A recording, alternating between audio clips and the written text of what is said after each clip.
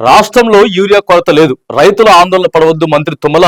ఈ వారంలో 81,800 టన్నుల కేంద్రం నుంచి వస్తుందని చెప్పేసి వెల్లడి. సార్ మరి కొరత లేకపోతే మొత్తం లైన్లో నిలబడి చెప్పులు పెట్టుకొని లేకపోతే పాస్ పుస్తకాలు పెట్టుకొని పోలీసు వాళ్ళు ఉంటారు, అక్కడ పోలీసు వాళ్ళని పెడతారు. యూరియా దగ్గర కూడా పోలీసు వాళ్ళని పెడతారా? ఎన్ని ఫోటోలు రాలే మనకి సోషల్ మీడియాలో, ఎన్ని కనిపించలేదు. 4 బస్తాలే, 4 బస్తాలు.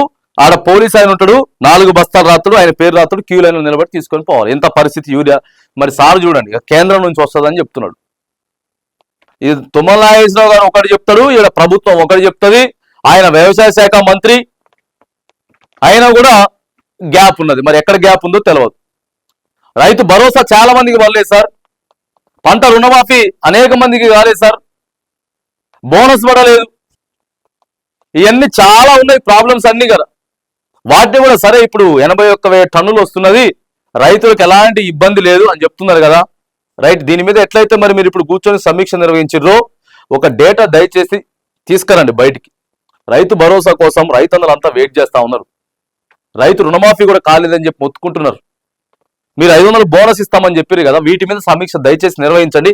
ఎంతమందికి ఇచ్చిరో కాదు, ఎంతమందికి ఇవ్వలేదో ఒక డేటా బయట పెట్టండి. వాళ్ళకి ఎప్పటి వరకు ఇస్తారో ఒక భరోసా ఇవ్వండి.